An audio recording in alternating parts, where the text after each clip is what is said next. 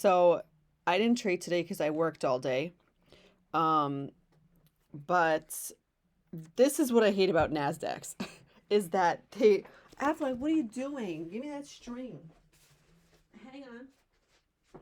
He uh he chewed one of my masks apart and he was nibbling on the string. So now I talked about how this is a Chinese stock and sometimes they can squeeze shorts because I've definitely been in these like random Chinese stock spikers that have squeezed me as a short, like when I had small positions. So from those experiences, I knew that it can do that, but I was like, why is it not doing that when I'm in it? Oh my God, what did I do? So from the video yesterday, um, I was practicing cutting losses quickly, but I kept getting like shaken out. Like every time it would spike, I would enter. And every time it would like dip past my risk level, I would exit only to be tempted more and more and more and more every time it would spike. And I was like, you know what, Lizzie, get the hell out of here. And it's so funny because two of the stocks that I traded were LIZI and Time, TYME. And I was like, oh my God, am I trying to tell myself something? Lizzie, give it time. Okay. This has nothing to do with anything, but I thought that was funny. So this one squeezes in pre-market and continues to squeeze.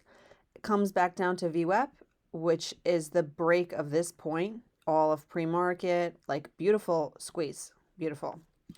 So that was one thing. I was also looking at this. I got so much FOMO. So I was like, I was right here. I got shaken out right here in the 11s. Or was it right here? No. Yeah, it was right here. I got shaken out in the 11s when it broke past my risk, only for it to turn around and fucking go all the way to 28.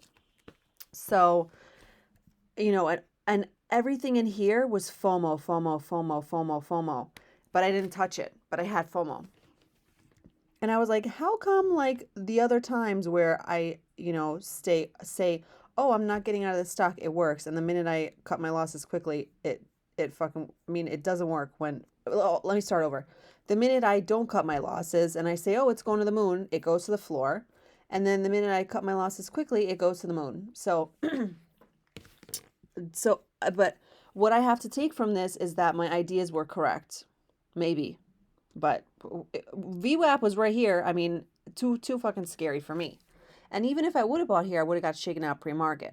So this wouldn't have happened anyway, but it's just really cool to see that my entry was good for that high a day break. It never got that low again. I also was aware of Sava going to 118, 120, and I knew that if it had a red day, it would crash, but I didn't have any shares to short, and I wasn't even available to look at the market, but look how beautiful this play is from 117 down to 63. So those are just some plays that I saw just today reflecting on yesterday. And I think that's it. That's it for now. Just some like moments, but the trading has a lot of moments, and it is what it is. I will probably be back to trade on Tuesday, but happy trading.